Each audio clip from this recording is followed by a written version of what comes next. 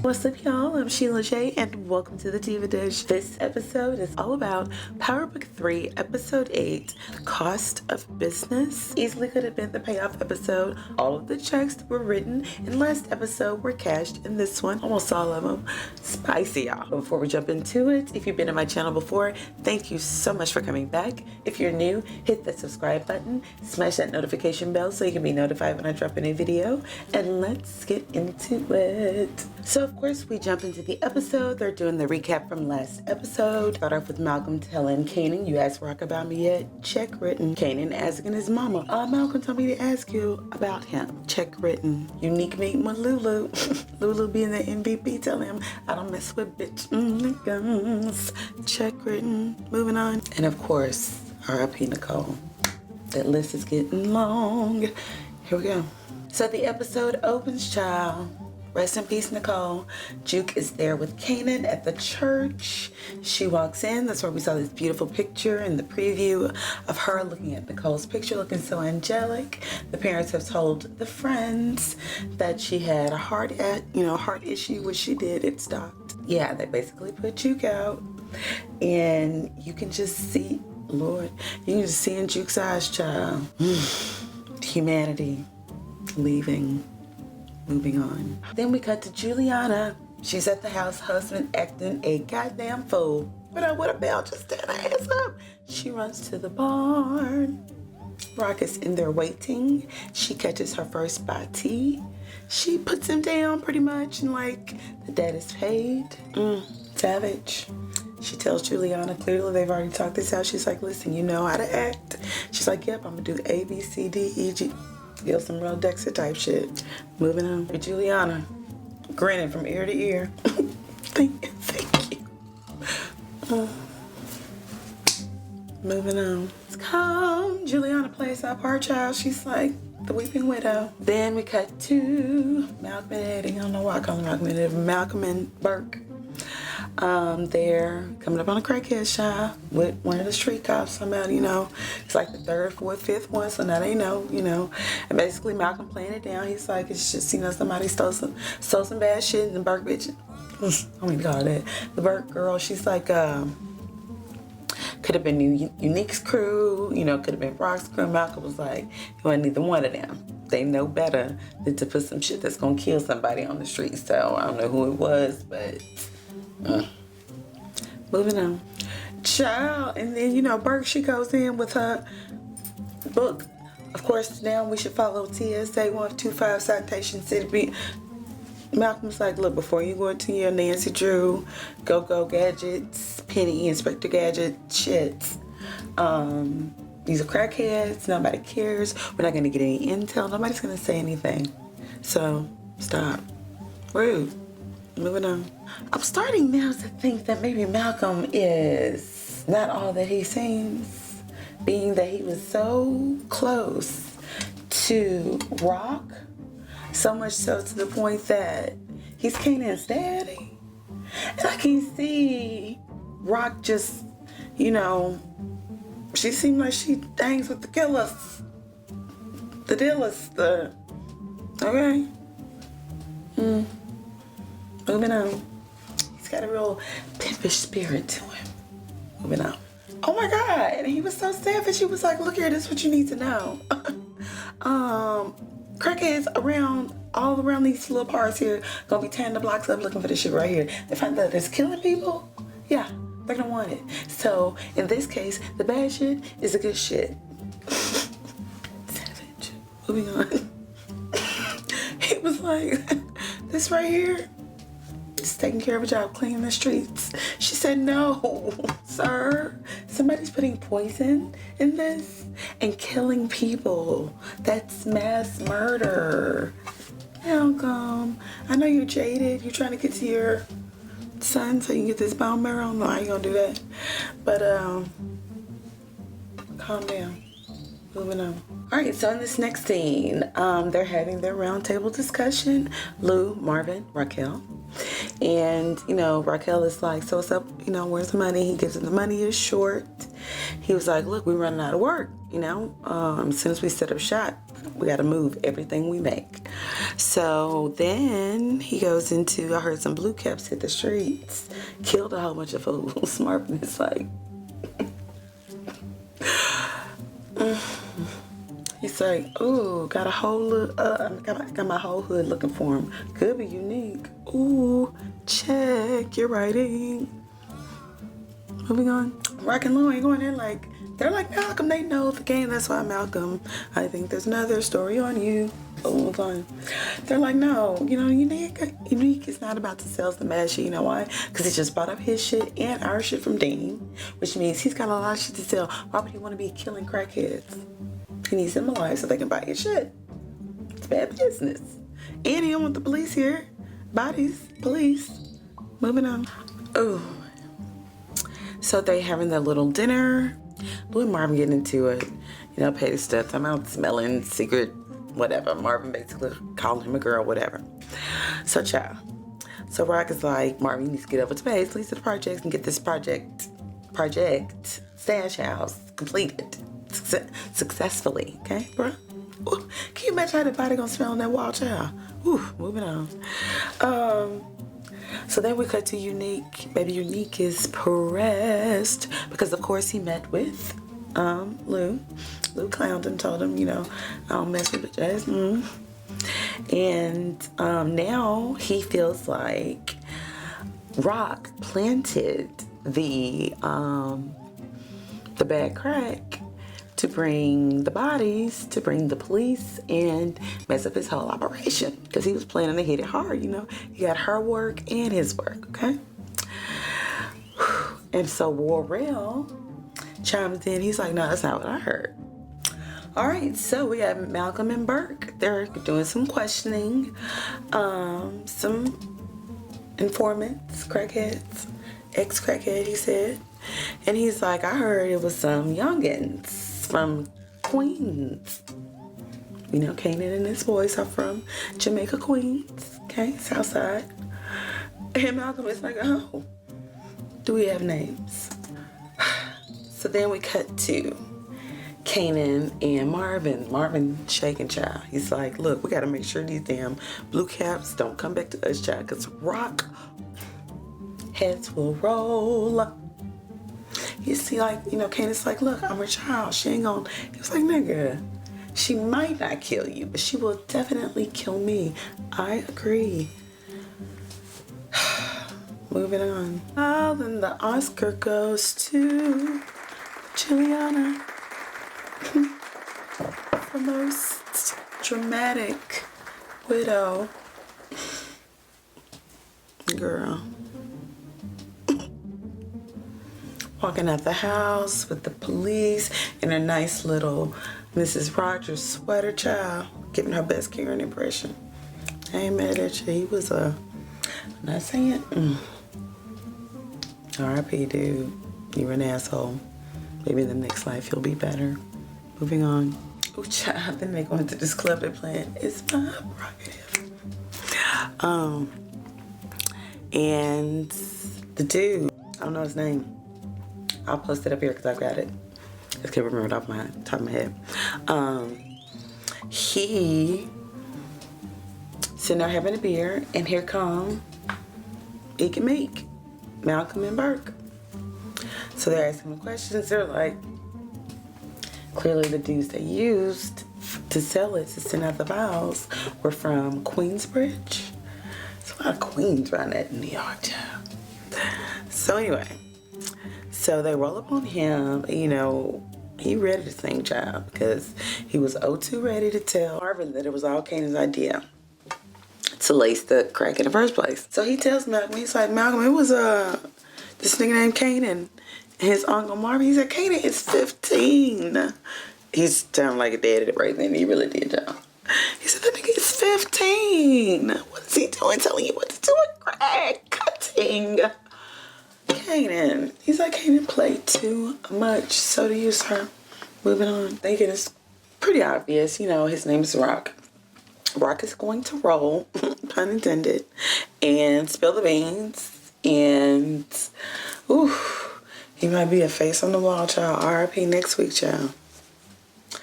Moving on. Get in the car park. It's like, what is it with you and this Kanan kid? Always so hush, hush, shh, yes, about him. And he's like, look, just let me do some solo recon. Like, basically, none of your business. Moving on. Child, I think Kanan is going to get in some trouble, or Malcolm's going to make it seem more than it is, and leverage that to get Rock to agree to Kanan giving him some bone marrow. Keeping him out of trouble. Moving on.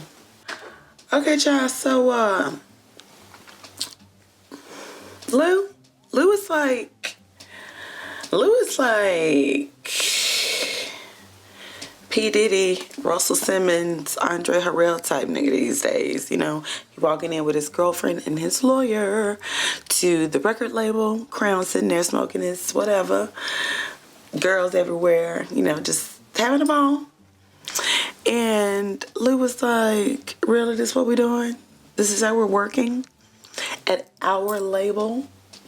So, you know, Crown high, talking shit. Crown, it's not looking really good for you. I'm just saying. Hearing that Amber Alert for you. Moving on. So, baby, the lawyer come in speaking some, Lou was like, look, this is my attorney. Nice, educated black man right here. He's going to tell you the details of our new arrangement. Crown is like, what arrangement is that?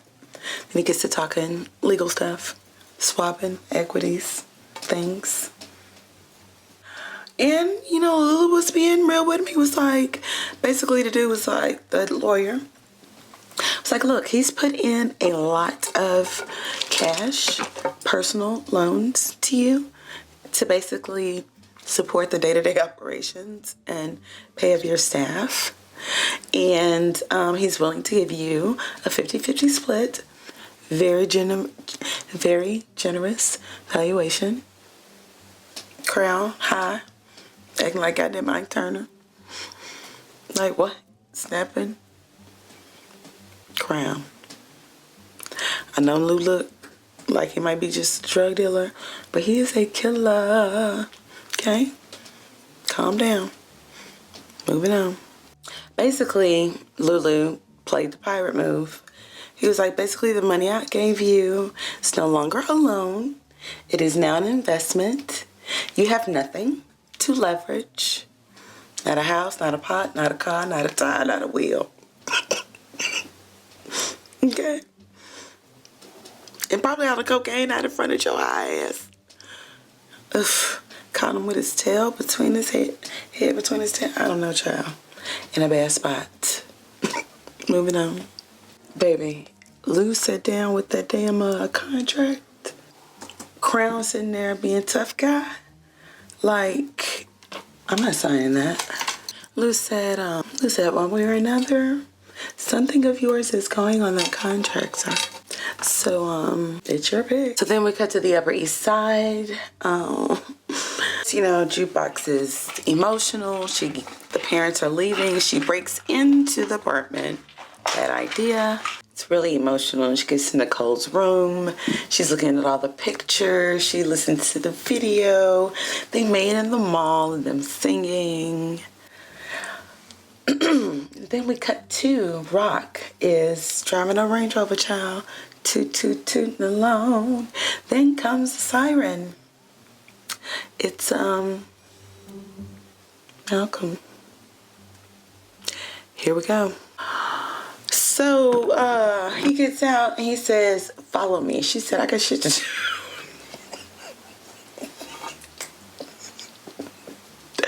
Rock is so... Child, I got something to do. And, he was like, follow me or I'm going to arrest Kanan on 6 counts of murder. Ooh. I got all the evidence I need, Rock. Follow me. Whew. Pressed. She follows. Moving on. He is spinning the web. He was like, I'm willing to bury this. Willing to bury this for you. But I need to get with the boy. I need to meet the boy. Get to know him. She said, you trying to play daddy detective? Yeah. She don't know yet why the sudden interest. I mean, yeah, he did just find out, child, but he's pressing. Moving on. He was like, you need to go and tell him. And she said, what? Tell him about the cop, which means he was 18 or over. You mean the cop that pushed up on me when I was 16? He said, you told me you were 17. You didn't check her ID. It was 90-something, child. I'm sure she had a state ID, child. School ID. The Y ID, child. Interesting. Child.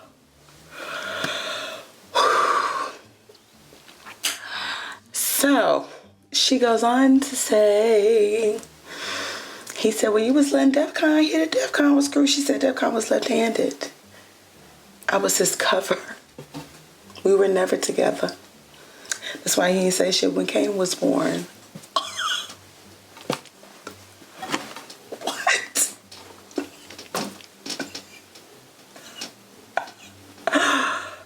Oh, y'all play too much. So basically, he's doing what the hell I said he was going to do. He said, basically, you need to let me meet Kanan, tell him who I am, because he's only going to want to hear that or going to believe it if it comes from you, and I'll make this murder shit go away. Otherwise, block's hot.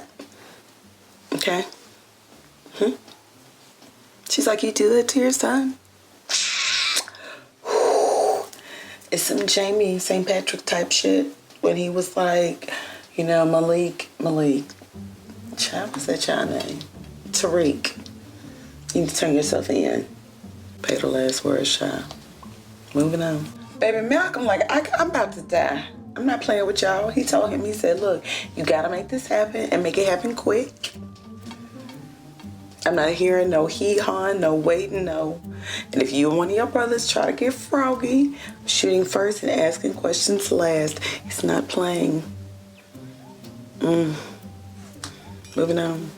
So, Rock watches Malcolm's bitch ass go to his car, get in, walking like he the big man, like, yeah, I done told this bitch what it's gonna be.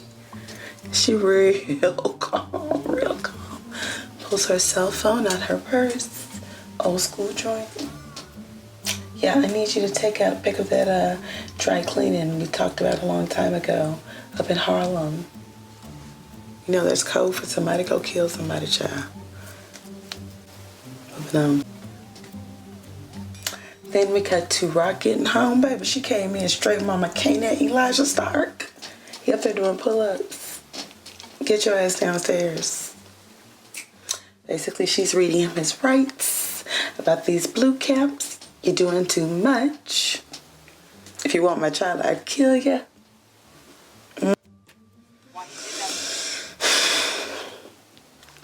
This is definitely one of those conversations that you have with your child when your child really think they done something really grown like, but then messed it all up. And you just have to tell them like, son, here, and here, and here. You think you're doing it? He was like, I knew I had to do this basically so that you would believe in me. She said, why would I believe in you? You got crackheads dead all over the city. Everybody knows who did it, you. Let's go back to D-Wiz. That shit you did was completely, not D-Wiz, well, got D-Wiz killed essentially. $120, that was not even necessary. I mean, you had already worked everything out. You were doing too much. And let me guess, when you say, he was like, we, she said, let me guess, the we is you and your dumbass Uncle Marvin. Do you know, this tea, y'all.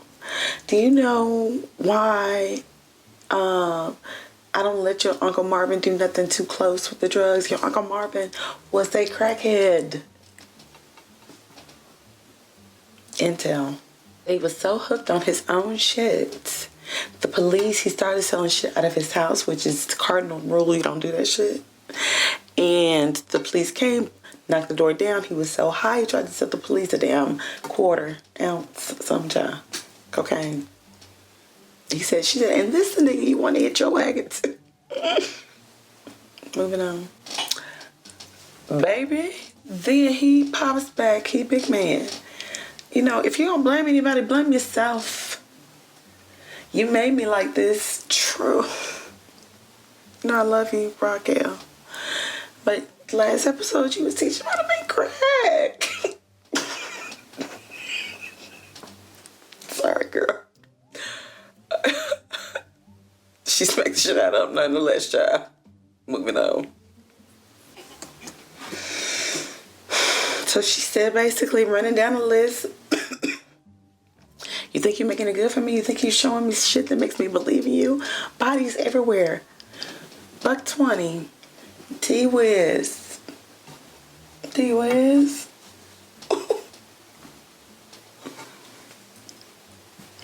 She said, yeah, D-Wiz. The streets needed a body, essentially. And it wasn't going to be you. Payoff. Huge payoff. So that's really payoff number 2. First one was Rock dropping Juliana. Now it's Rock telling Kanan the business about D-Wiz. That it was him, her, she killed him. Payoff. No, So, you know, she see that he in his bag about it. She said, look at me. Look at me. Look the Joker. Look at me. She was like, look at me. $120. People, unique. Everybody was coming after you. They knew that you, D-Wiz, had something to do with it. So, D-Wiz had to go. R.I.P. D-Wiz.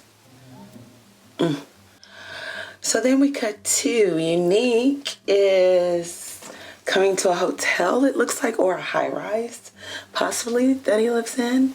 And his car's outside, so he comes in, the doorman's there, and he said, my car's outside, give him the keys. So he goes upstairs. LouLou, stalking ass, comes in right after him. And he's like, look, I left some in my boy's ride. I need the keys so I can get back in. The doorman was like, So, of course, Lou showed them Benjamin show, and he was passing right on. So Lou goes to the car in killer fashion. Then we cut to Rock coming to see Marvin. She comes to the projects where the project is going on and told everybody, y'all took a break. Marvin looking like, no. Yeah. So basically she didn't just smack him. She hit him over the head with a 2x4. Not hard enough to kill him or knock him out, because she said to cuss him out, but hard enough for him to feel it. So, you know, she goes into basically, you fuck up everything you touch, and you got bodies on my son, and I just can't mess with you no more. It's over. I don't want to see you, talk to you, touch you, taste you. Bye. Kanan either. Leave us alone. It's over. So, of course, he's like, Rock. She's like, no. Moving on.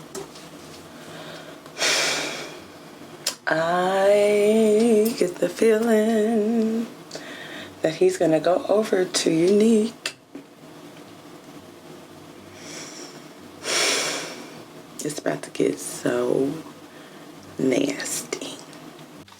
So the policemen are taking Juke to, I guess, whatever, station they are assigned to. And they get a call in saying that they gotta let her go. It's Burke. They said she got a rabbi up in whatever precinct she's at, child. Let her go. Interesting. Moving on. So, child, then we cut to, so good, Tony and Marvin getting it in, right? So after it's over, Marvin's like, okay, you need to go and give me the money. She said, okay, so I blow you up, paid you, called you, text you, all this. And you never answer. Now you show up and you tell me you want your money. Money for what? Then the camera pans to a bug. Tony, I hear that umbrella coming for your dumb ass too, child. So she's like, just tell me, what the money, what you need it for. What is it for? So he's walking out. He didn't fall for it, thank God. So he walks past these white guys, and they look like cops. And she basically tells them, he's a drug dealer, la, la, la. So Stephanie's behind the bar. First time we've seen him in this episode.